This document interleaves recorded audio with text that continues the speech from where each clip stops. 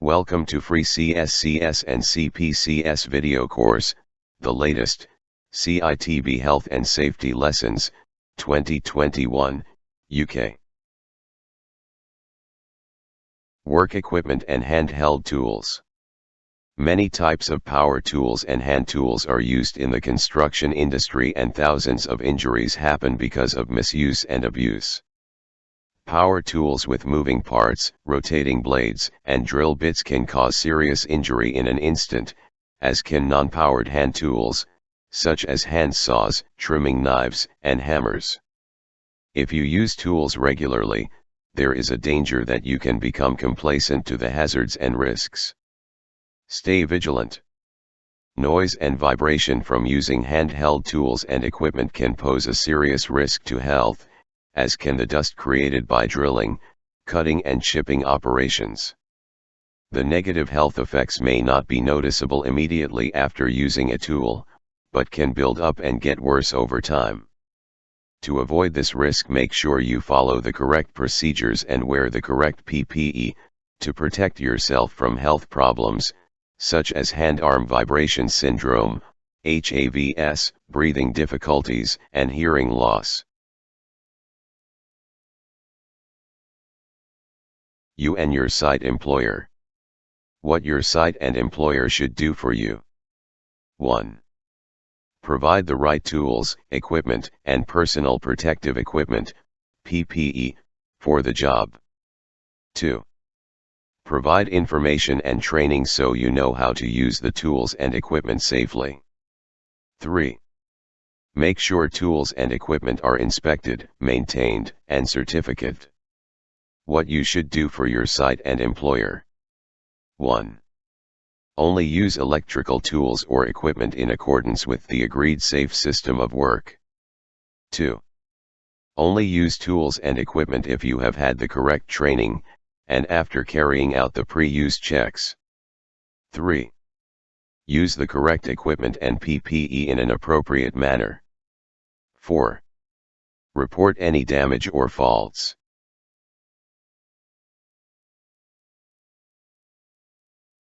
Safe systems of working. Competence. To operate powered hand tools and equipment independently, you must be competent. Your employer has a responsibility to make sure you have been given suitable training for any equipment you need to use. To be competent, you will have undergone training to give you the knowledge, understanding, and skills required to use tools safely and work in safety. You need knowledge of the tool and the hazards associated with its use.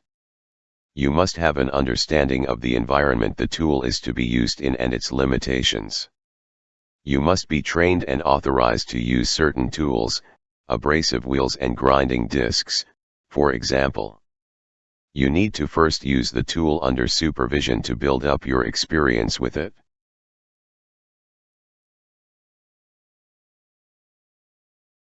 Before using any tool or equipment, make sure it is the right tool for the job. Carry out a pre-use inspection and checks. Make sure it has been maintained and is safe to use and, if required, has had a valid portable appliance test, PAT, carried out, usually identified by a sticker on the tool or equipment. If you are unsure about any of these points, ask your supervisor. The correct tools, equipment, and PPE needed should be listed in the method statement and /or safe system of work for the task. Guards and safety features. Make sure all guards or other safety features, such as emergency stops, are in place and working properly. Make sure all guards or other safety features are properly adjusted to minimize any gap between the workpiece and any moving part. Always use tools and equipment properly, and in line with your training. Always isolate the power and remove the plug from the socket when changing drill bits, blades, or adjusting guards on power tools. Never carry out any makeshift repairs or modifications to guarding systems. This includes electrical repairs, for example, changing a fuse, unless you are trained, competent and authorized to do so.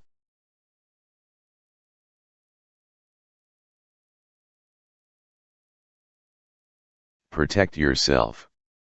Do not use electrical equipment in wet or damp conditions. Air or fuel-powered equipment should be used. Keep hands away from moving parts. Avoid loose clothing. Baggy sleeves and cords hanging from hoods or jackets have caused several serious injuries. Make sure power leads don't get entangled in moving parts. Wear eye protection suitable for the task to be carried out and the tool being used. You may need to wear suitable hearing protection, identified in the risk assessment, due to the noise level of most power tools. You may need to wear suitable respiratory protection, such as a half-mask respirator, identified in the risk assessment, due to the dust created by many power tool activities. Make sure that you do not exceed the daily safe vibration exposure limits when using vibrating tools. Information about the vibration level of a tool should be included in the method statement and/or safe system of work for the task.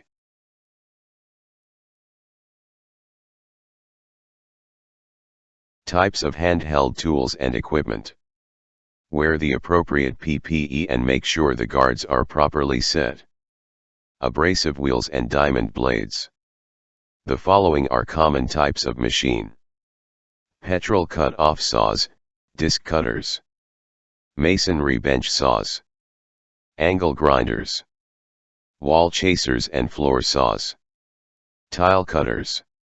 Abrasive wheels and diamond blades can burst, shatter, or suffer high-speed segment loss, fragmentation, in the following situations: if the blade or disc is not compatible with the power tool, if the blade or disc is not fitted correctly, if the power tool is not used correctly. You must be trained, competent and authorized to change or mount a wheel or blade. When using cutting equipment, follow the safety rules listed below. The speed of the wheel or blade must match the machine speed. Only cut material the wheel or blade is guards made for. Always follow the manufacturer's inspection, maintenance, and fault-finding guides. Avoid using cutting equipment in confined spaces, where dust and fumes create a risk to safety and health. Use dust suppression wherever possible to reduce or collect dust created during the cutting activity. You must wear high-impact eye protection when you are using abrasive wheels, disc cutters, cut-off saws or diamond blade cutters. Failure, shattering or fragmentation of a disc or blade can result in serious personal injury. Using a concrete diamond blade on tarmac can seriously weaken the blade.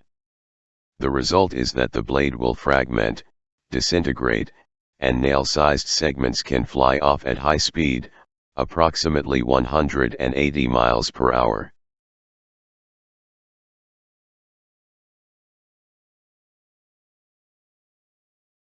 Cartridge-operated tools. These work like a gun by firing an explosive charge. They are used to fire fixings into solid surfaces, such as concrete or steel columns. They are very dangerous, especially in untrained hands. You must be fully trained and authorized to use a cartridge-operated tool. Suitable high-impact eye protection and hearing protection must be worn. An exclusion zone must be in place during fixing operations. Cartridge-operated tools need to be inspected, cleaned, and lubricated regularly. Poor practice and lack of concentration can lead to injuries. Compressed gas tools, nail guns. Nail guns are similar to cartridge-operated tools, but they use a compressor, gas canister, or battery as the power source. They should only be used by trained, competent and authorized persons. High-impact eye protection must be worn. Eye protection must be replaced if it is scratched or damaged. Disconnect the air pipe and remove the battery or fuel cell and remaining nails before clearing a blockage or cleaning. They need to be inspected, cleaned, and lubricated regularly. Fuel cells or canisters must be disposed of correctly and not in general waste skips. Tool manufacturers often offer free, on-site training. Chainsaws. Chainsaws can inflict serious injuries, including amputation. The main hazard is that they have a fully exposed cutting chain with no protective guard. Chainsaws can kick back, uncontrollably kick upwards towards the operator with the chain running. You must be fully trained, competent and authorized to use a chainsaw, and be wearing full chainsaw protective body clothing and head protection. Compressed air powered tools. Compressed air tools are attached to a compressor using air hoses. Tools include heavy-duty breakers, soil picks, concrete scab bleers and pokers. High-pressure air hoses can cause serious injury if they break away from the compressor or tool. Whip checks should be used on every hose joint to prevent this. Always check hose fittings are tight and secure before use. Whip checks should be used on hose joints. Refueling petrol-driven hand tools.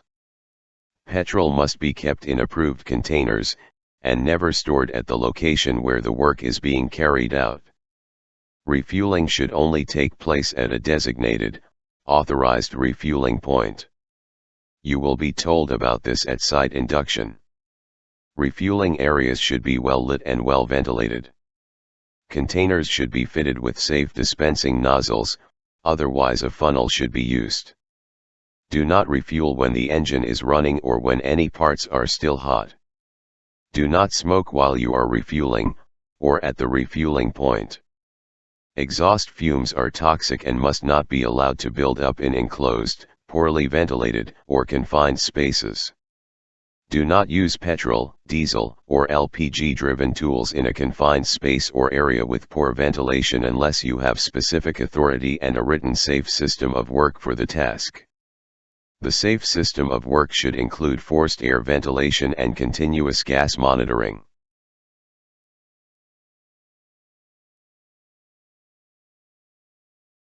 Electrical hand tools. Ideally, all electrical hand tools used on site should be battery operated or 110 volts. Before every use you should carry out a visual inspection. Check the power lead. Check for signs of damage where it enters the tool. Look to see if the cable's internal wires are visible. Are there signs of burning, overheating? Has the cable been pulled or used to carry the tool, or is the outer insulation of the cable damaged? Check the plug. Is it damaged in any way? Does the plug show signs of burning? Can you see the internal wires of the cable? Is there a valid pad label attached? Check the socket. Is it damaged in any way? Does it show signs of burning? Is ARCD fitted? If ARCD is not fitted, test and fit a portable RCD unit before connecting the plug to the socket.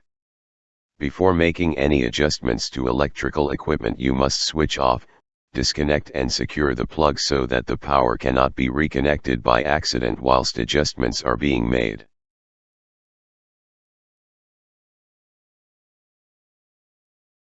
Non-powered hand tools. These may seem low risk, but are responsible for many injuries. They need to be well maintained and regularly inspected. Well-used chisels and bolsters can form mushroom heads. When they are struck, fragments can fly into the air and into the eye. Loose handles, sharp and blunt blades and worn parts all pose a hazard. Lasers. If used correctly, lasers should not pose a health hazard. A rotating laser means it is difficult to look directly at the beam for more than an instant. Static lasers, such as pipe lasers, pose more of a risk.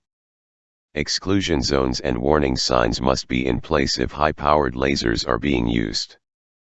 Always follow the manufacturer's instructions when using any tool or equipment. Unmanned aerial vehicles, drones. Small unmanned aerial vehicles, UAVs, also called drones, are becoming more widely available for construction activity. Drones are being used to carry out surveys at height, in inaccessible areas and in dangerous environments, removing the risks for workers. It is likely that drones will become commonplace on construction sites in the near future. If drones are operating on your site, do not interfere with their flight or distract the operator. Mobile work equipment. The movement of mobile-operated plant and vehicles causes many accidents and serious injuries on sites every year. The accidents involve not only the operator but people working close by or just walking past. You and your site employer. What your site and employer should do for you. 1. Provide safe methods for deliveries, unloading and parking. 2. Provide suitable and well-maintained mobile work equipment. 3. Provide separate routes for pedestrians and vehicles. 4. Provide signage, markings, barriers, and lighting. 5. Arrange one-way systems, where possible, and speed limits, and ban or control reversing. 6. Explain the site traffic rules at your induction.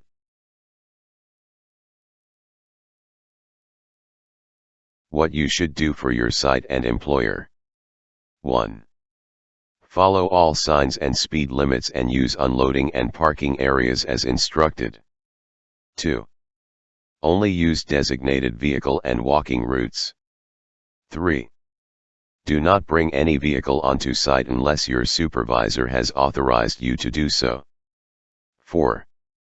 Do not move or operate mobile work equipment if you are not trained and have not been authorized to do so. 5. Make sure all pre-start checks and daily maintenance actions are carried out. 6. Always wear your high-visibility clothing. 7. Report any mobile equipment or plant movement you think is unsafe or too close to your work. Mobile plant and site vehicles. The term mobile plant covers all site vehicles that can move either under their own power or by being towed. Some examples are listed below. Dumpers, excavators, telehandlers and forklifts, mobile cranes and piling rigs, mobile elevating work platforms, MEWPS, HGVs, lorries and delivery wagons, vans and cars, road rollers, including pedestrian-operated rollers. The term operator is used to describe anyone driving or operating mobile plant. The term pedestrian means anyone on foot.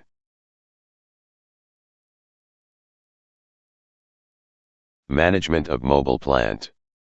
Whether you are an operator or not, the site rules on the safe operation and segregation of mobile plant and people should be explained to you during your site induction. A well-managed site will be organized to reduce the chance of accidents between mobile plant and people on foot. Measures, such as the following examples, will be in place. Separate site entrances for mobile plant and pedestrians. Separate routes for mobile plant and people on foot, with barriers between them. Mobile plant is only operated by competent, authorized persons. One-way systems and site speed limits. Amber flashing beacons on mobile plant. All lights are working and switched on after dark or where natural light levels are low. All visual aids, such as mirrors and CCTV, are clean and in good condition. Turning areas, so that reversing is banned or minimized. A vehicle marshaller to control movement of mobile plant.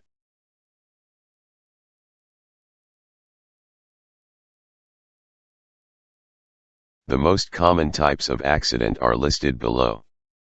Being struck by reversing or moving mobile plant. Loss of control or overturning when working, traveling across or maneuvering on slopes. People falling when climbing in or out of the machine. Accidental operation of mobile plant that has been left with the engine running, often occurring as operators are getting in or out of the machine. Being crushed between a structure and mobile plant as it moves or slows around. Many accidents involving mobile plant happen because plant is large and the operator has a restricted view. Extra mirrors and CCTV are sometimes fitted to improve the operator's all-round vision. You should not rely on operators using CCTV and mirrors because, for example, a camera lens can be blocked by dirt which would affect the operator's ability to see you. Always be aware of your surroundings and keep yourself safe. Do not rely on the operator seeing you.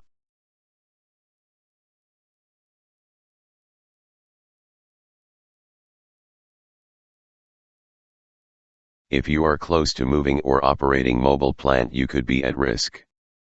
Whenever possible, stay within the designated pedestrian routes. A mobile crane slewing, an excavator digging or a lorry tipping material, whilst not traveling, can still be a danger if you get too close. The chance of an accident involving mobile plant and people on foot increases after dark. Even when wearing high visibility clothing or if the lighting is good, the operator may still not see you. The use of working lights should improve safety, but it is not a guarantee. After dark and at other times when light is poor, you will be harder to see. Operator's field of vision is restricted. The movement of vehicles and plant should be directed and controlled by a competent person in situations where people could be at risk, such as when a lorry is reversing or when a crane is carrying out a lift. A vehicle marshaller controls the movement of vehicles. A signaller controls the movement of a crane or load being lifted. If you are the operator and you lose sight of the person directing you, you must stop and locate them before continuing. Do not try to operate any item of plant unless you are trained, competent and authorized. Some companies will require the operator to hold the appropriate industry competence card, such as the Construction Plant Competence Scheme.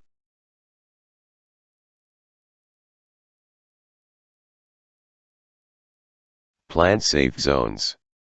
The following diagrams are for guidance purposes and provide information on the safe zones applicable to a range of plant machinery likely to be used on site. Always signal the plant operator and wait for a positive response before entering Zone 1. Keep out of Zone 2 at all times. Slewing plant. As the rear of a slewing crane or excavator turns, the gap between the rear of the machine and a fixed object, such as a wall, stack of materials or other plant, becomes much smaller, becoming a crush zone. This type of accident can and has happened because people on foot did not stay clear of mobile plant, took a shortcut or followed a route that was not safe. If the gap is 600 mm or less during slewing, then the gap should be fenced or blocked off. If you are operating plant, such as a pedestrian roller or mobile elevating work platform MEWP, always be aware of what is behind or above you may accidentally create your own crush zone. Stay out of the crush zone. The shortest route may not be the safest route. Clearance must take into account the reduced space if the crane tips.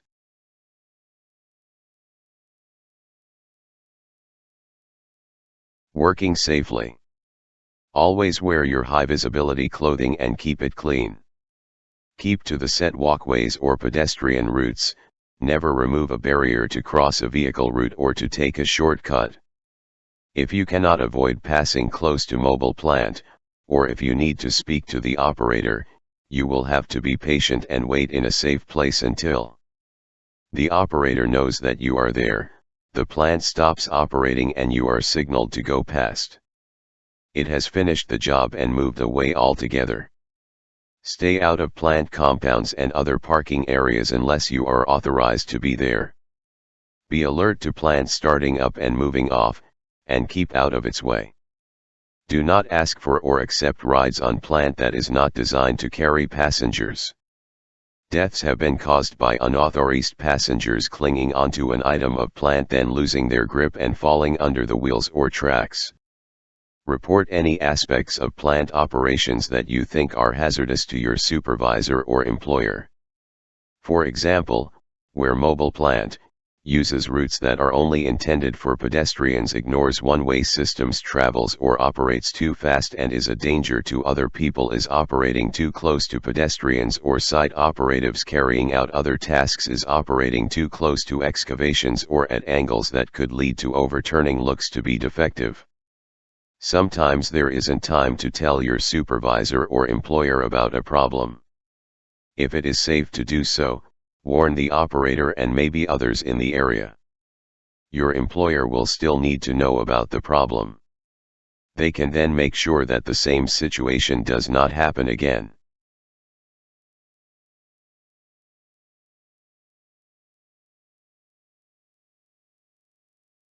Thank you for watching and good luck for your test.